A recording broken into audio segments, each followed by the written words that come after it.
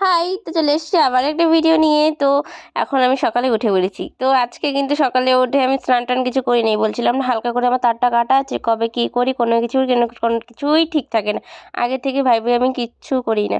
তো আজকে দেখো আমি এখন সকালবেলা চা খাচ্ছি। চা বিস্কুট খাচ্ছি।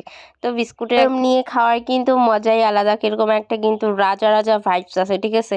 তো আমি চা খাইয়ে তারপরে একটু বসেছিলাম। মা আমাকে এখানে বলতেছে, "তুই কিছু কাজ করিস না সারাদিন। খালি ফোন ঘাঁটিস তো এই যে দেখো টাং-টুংগুলা বাইর করে দিছে কাজ করার জন্য।"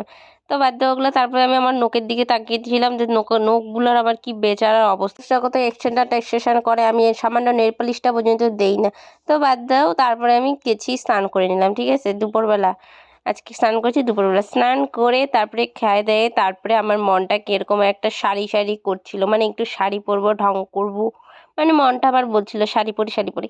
তো মন যা বলে তাই কিন্তু করা উচিত। তোমরাও কিন্তু তাই করো। মন যখন যা বলে।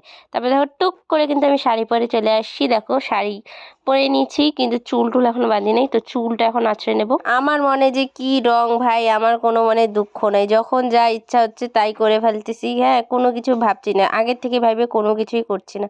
আর তোমরা দেখবে যেটা কিন্তু খুব ভাবে রাখবে ওটা কোনোদিনও হবে না। তাই যখন যা ইচ্ছা হয় তাই করা দরকার। আমার তো তাই মনে হয়।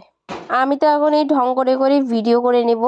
তো ভিডিওটা কেমন লাগছে কমেন্ট করে জানাবে। ছোট্ট একটা ভিডিও শেয়ার করলাম। Tata bye.